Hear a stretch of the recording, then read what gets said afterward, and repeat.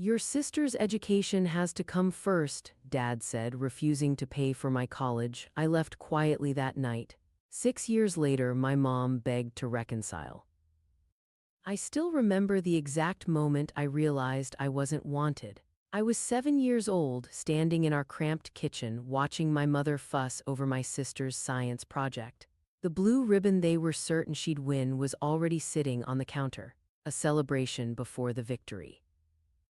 "Mom," I said, holding up my own project, a carefully constructed diorama of the solar system I'd spent 3 days making. "Can you help me with this part?" She didn't even look up. Just waved her hand dismissively in my direction. "Not now, can't you see I'm busy with Betty's project? Go figure it out yourself."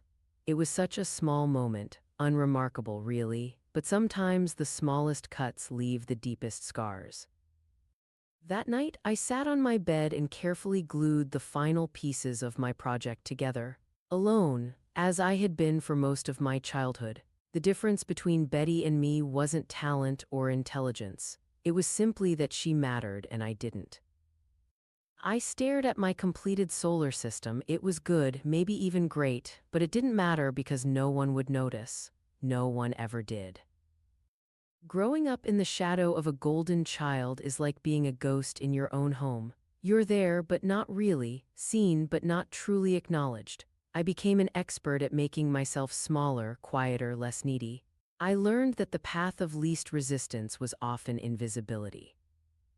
Betty was everything I wasn't: outgoing, athletic, naturally charismatic. She commanded attention without even trying while I scrambled for scraps of recognition that rarely came. "Why can't you be more like your sister?" became the soundtrack of my childhood, a constant reminder that I was the family disappointment, the afterthought, the mistake. By high school, I'd accepted my role as the family scapegoat. When something went wrong, it was my fault. When something went right, it was despite me. My parents attended every one of Betty's soccer games but couldn't be bothered to come to my honors night. They threw elaborate parties for her birthdays while mine passed with barely a mention. I tried, God how I tried, to earn their love. I got straight A's, joined clubs, won academic competitions, but the goalposts kept moving. Nothing was ever enough. The breaking point came during my senior year. I'd been accepted to Princeton with a partial scholarship, not Harvard like Betty, but still impressive, something to be proud of. I showed my father the acceptance letter, a flicker of hope still alive that this time, finally, he would be proud. He glanced at it, then handed it back to me with a sigh. "Princeton, that's going to be expensive." He shook his head. "We're already stretched thin with Betty's tuition. Maybe you should consider community college instead." My chest tightened, my hands trembled. The careful walls I'd built around my heart began to crack. "But I got a scholarship," I said, my voice small, "and I could work part-time." My father's expression hardened. "Don't be selfish. Your sister's education has to come first. She's going to do something important with her life. Unlike me." The words hung unspoken between us. That night, my mother found me packing. "What are you doing?" she asked, watching me fold clothes into a duffel bag. "I'm leaving," I said, surprised by the steadiness in my voice. She laughed. "And go where? Don't be dramatic." I continued packing, not looking at her. "I got a job offer from one of my professors, tutoring online. It won't pay much, but it'll be enough." "You're being ridiculous," she said, her voice sharpening. "After everything we've done for you." I finally looked up. "What exactly have you done for me, Mom? Name one thing." She stared at me, mouth opening and closing like a fish out of water. In that moment, I saw the truth reflected in her eyes. She couldn't think of a single thing. "You've ruined this family," she finally said. "Your sister's worried about her finals, and here you are, creating drama." Something inside me broke, or perhaps it finally mended. The last thread tying me to them snapped, and suddenly I was free. I didn't say another word, didn't need to. I finished packing, walked out the front door, and didn't look back. The first year on my own was brutal. I deferred my Princeton acceptance, unable to afford it even with the scholarship. Instead, I moved into a tiny studio apartment with peeling wallpaper and a shower that only ran cold. I worked 3 jobs, tutoring online, waitressing on weekends, stocking shelves at a bookstore at night. I was exhausted constantly, but there was a strange peace in the exhaustion. For the first time in my life, I was living for myself, not trying to earn love that would never come. No one from my family called, not on my birthday, not during holidays, not once. It hurt at first, the finality of it, the confirmation that I had been right all along, they didn't miss me. But gradually that hurt transformed into something else: determination, resilience, a fierce desire to prove to myself, if no one else, that I was worthy. The tutoring job became my lifeline. I was good at it, breaking down complex ideas into manageable pieces, making the intimidating accessible. My client list grew through word of mouth. One student became 5, then 20, then 100. But the path wasn't without its thorns. There were nights I cried myself to sleep, overwhelmed by the sheer magnitude of what I was trying to accomplish. I had no safety net, no room for failure. One bad month could mean eviction, one serious illness could derail everything. The isolation was suffocating at times. I'd walk past restaurants filled with families laughing together, sharing stories, and feel a hollowness in my chest that threatened to consume me. In those moments, doubt would creep in. Had I made a mistake? Should I have swallowed my pride and stayed? Then there was the constant battle with imposter syndrome. Who was I to think I could build something from nothing? I had no business degree, no formal training in education, just an intuitive understanding of how people learn and a desperate need to survive. My first attempt at creating an educational website crashed spectacularly. I'd spent 3 months of savings on a developer who disappeared halfway through the project, leaving me with unusable code and an empty bank account. I sat on my apartment floor that night, surrounded by bills I couldn't pay, and felt the full weight of my aloneness. There was no one to call, no one to ask for help, no one cared whether I succeeded or failed. The temptation to give up was overwhelming, to admit defeat, to acknowledge that maybe my parents had been right about me all along. But somewhere in the darkness of that moment, I found a spark of stubborn defiance. The same spark that had carried me out the door 6 years earlier. I wasn't going to let them be right about me. I taught myself to code, stayed up until 3 a.m. night after night, eyes burning from staring at tutorials, fingers cramping from practice exercises. I made mistakes, so many mistakes. The website crashed constantly, payment processing failed, students couldn't access their materials. Each setback felt like confirmation of my inadequacy, but with every failure came learning, with every obstacle, innovation. I built a website, created custom study materials, developed a unique teaching methodology that got results.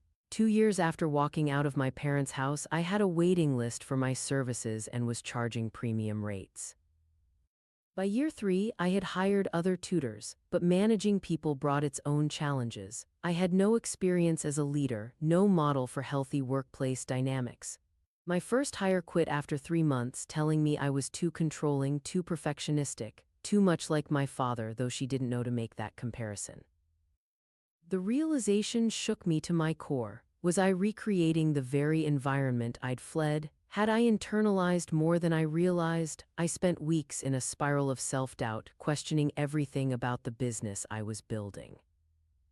But unlike my parents, I was willing to change, to grow, to learn from my mistakes. I hired a business coach, joined entrepreneur groups, read every leadership book I could find, and slowly, painfully, I began to develop my own management style, one based on empathy, collaboration, and mutual respect. By year 4, I had launched an online learning platform that was attracting attention from education technology investors, but with that attention came pressure. Suddenly, there were people watching me, evaluating me, waiting for me to fail. The old insecurities roared back to life, the feeling of being judged, the fear of not being good enough, the certainty that once people really saw me, they would reject me just as my family had. I almost sabotaged a major investment deal, convinced they would pull out once they realized I was a fraud. I prepared for rejection, almost welcomed it as a familiar pain. But the rejection never came. Instead, they saw potential in me that I still couldn't fully see in myself. By year 5, I was running a successful company from a sleek downtown office with a view of the city skyline. But success brought its own form of loneliness. I had colleagues, employees, and business associates, but few true friends, few people who knew the real me, not just the polished, professional version I presented to the world. I'd built walls to protect myself, but those same walls kept others at a distance. I was terrified of vulnerability, of letting people close enough to hurt me, of trusting that someone could see all of me and still choose to stay. The scared, invisible girl had transformed into a confident, successful woman on the outside. But inside, there were still shadows of that wounded child, waiting to be found unworthy. I went back to school part-time and eventually earned my degree. I bought a beautiful apartment that felt like home, and slowly, cautiously, I began to let people in, to build friendships with people who saw me, really saw me. And through it all, there was silence from my family, a silence that spoke volumes. Until one morning, 6 years after I'd walked away, when my phone lit up with a name I'd never expected to see again. "Mom," the screen announced. I stared at it, heart pounding. After a moment, it stopped ringing, then immediately started again. 12 missed calls over the next hour, 8 from my mother, 4 from Betty, no voicemails. Then the text started, "We need to talk. Please call us back. It's important. We're in trouble." I set my phone down on my desk, hands shaking. 6 years of silence, and now this. My chest felt tight, my throat dried. I didn't call back. Instead, I went about my day, meeting with my team, reviewing the latest updates to our platform, having lunch with a potential investor. But my mind kept circling back to those messages, to the sudden, desperate need for contact after years of nothing. An hour later, my phone rang again. "Betty." Against my better judgment, I answered. "What do you want?" I asked, skipping the pleasantries. "Alex," she said, her voice breaking, "please, we really need to talk to you." "About what?" A pause. "Dad's gone. He left Mom for his secretary last year. We're in a bad place. The house is being foreclosed on. Mom can't work because of her arthritis. I had to drop out of medical school. We have nowhere to go." I closed my eyes, letting the information wash over me. 6 years of silence, only broken by financial desperation. "So you thought of me," I said flatly. "Your family," she said, as if that explained everything. As if those words weren't a cruel joke after everything that had happened. "Am I?" I asked. "Because for the past 6 years I haven't heard a word from any of you, not a birthday card, not a Christmas call, nothing." "We were hurt," she said, her voice small. "You just left without saying goodbye." My laugh was hollow. I told Mom I was leaving. She laughed at me, said I was being dramatic. Silence on the other end. "We saw your company in the news," she finally said. "Mom recognized your picture. You've done really well for yourself." And there it was, the real reason for the sudden reconnection, not because they missed me, not because they regretted how they'd treated me, but because they saw that I had something they now needed. "What exactly do you want from me, Betty?" Another pause. "We need a place to stay, just until we get back on our feet, and maybe a loan for a fresh start." The audacity of it stole my breath. 6 years of nothing, and now they expected me to welcome them with open arms and an open wallet. A storm of emotions swept through me, anger at their entitlement, vindication that after all this time they needed me more than I needed them, and beneath it all a small, wounded part of me that still ached for their approval, for their love. That night I barely slept. I paced my apartment, arguing with myself. Yes, they had treated me terribly. Yes, they had only reached out because they wanted something from me, but they were still my family, the only one I would ever have. Maybe this was an opportunity, a chance to heal old wounds, to build the relationship I'd always wanted but never had. Perhaps their desperation would make them see me differently, value me, finally acknowledge what I had accomplished. The fantasy was seductive. I imagined them living with me, impressed by what I'd built, apologizing for the past, becoming the family I'd always wished for, the mother who would be proud of me, the sister who would be my friend. But as the night wore on, reality set in. People don't fundamentally change, not without deep, intensive work, not without genuine remorse and self-reflection. Their sudden need for me didn't erase years of emotional neglect. Their financial desperation didn't mean they suddenly saw my worth. If I helped them now, I would be setting myself up for more of the same dynamic that had nearly broken me before. I would once again become invisible except when needed, and I deserved more than that. I had worked too hard, come too far to put myself back in that position. No, I said simply, what? I won't be giving you a place to stay or money or anything else. But we're family, she repeated, as if those words were a magical incantation that could erase years of neglect and pain. Family doesn't treat each other the way you treated me, I said, surprised by how steady my voice was. Family doesn't ignore someone for 6 years and then only reach out when they need something. We made mistakes, she admitted, but everyone deserves a second chance. You had chances, I said, thousands of them every day for 18 years. Please, she whispered, we have nowhere else to go. The desperation in her voice tugged at something deep inside me. A part of me was still that 7-year-old girl hopping for approval, for love, for acceptance, but I wasn't that girl anymore. I'm sorry you're struggling, I said, meaning it, but I can't help you, can't or won't. Her voice had hardened, the vulnerability replaced by a familiar accusatory tone. Both, I said, goodbye, Betty. I hung up, set my phone down, and walked to my floor-to-ceiling windows. The city spread out before me, lights twinkling in the dusk. My reflection stared back at me from the glass, steady, whole. They showed up at my office the next day. My mother, older than I remembered. Betty, her perfect posture now slumped. Both were wearing expressions of practiced remorse that didn't quite reach their eyes. My assistant tried to turn them away, but I told her it was okay. A final conversation. Closure. They sat across from me in my sleek conference room, eyes darting around, taking in the evidence of my success, the success they had never believed I could achieve. You look well, my mother said, her voice tentative. I am well. An uncomfortable silence fell. I didn't try to fill it, didn't offer coffee or pleasantries, just wait. We've missed you, Betty finally said.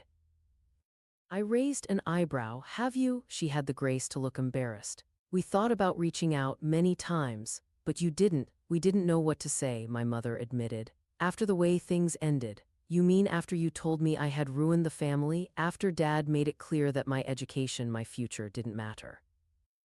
My mother flinched. We were under a lot of stress then. Your father, this isn't about him, I cut in.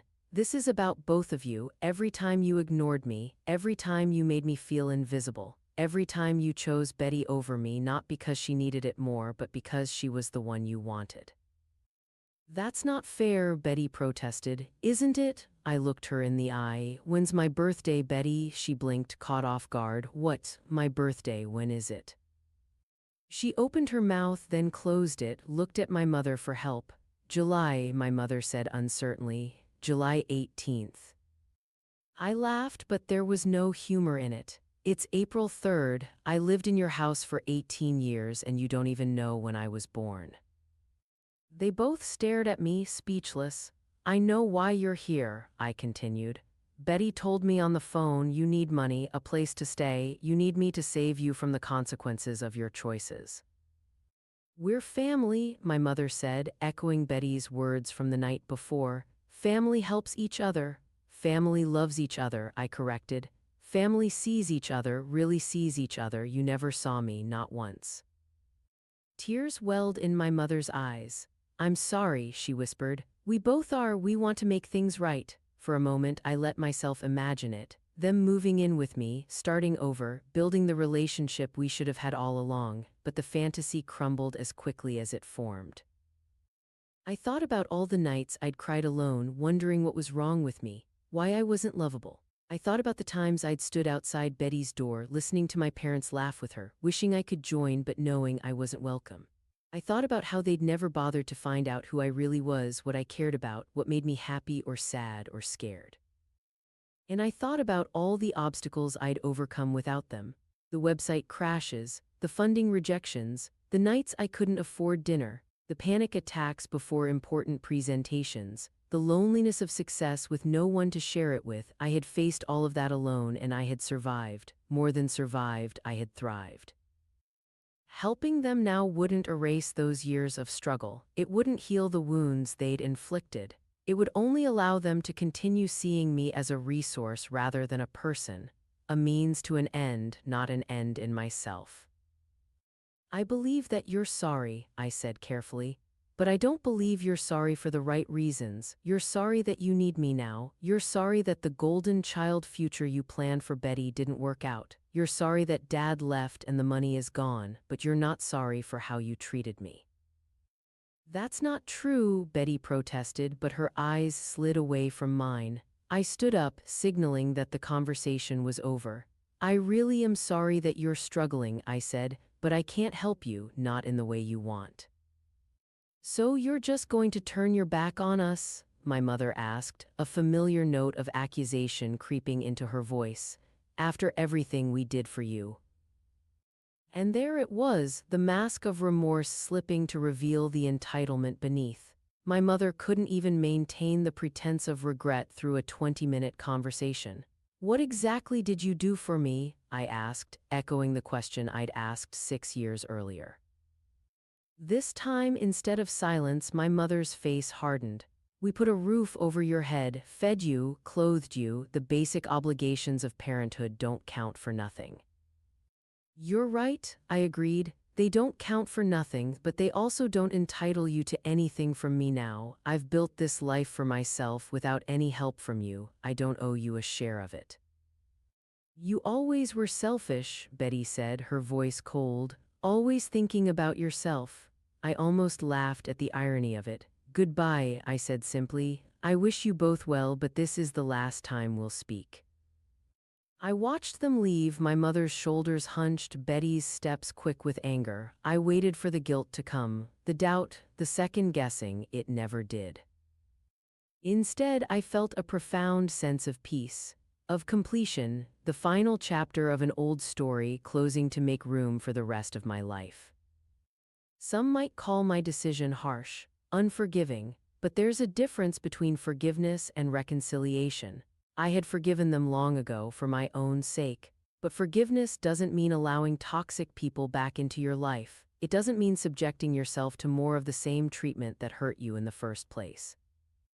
Sometimes, the kindest thing you can do for yourself is to close a door, to recognize that some relationships can't be salvaged, that some people will never see you no matter how desperately you want them to.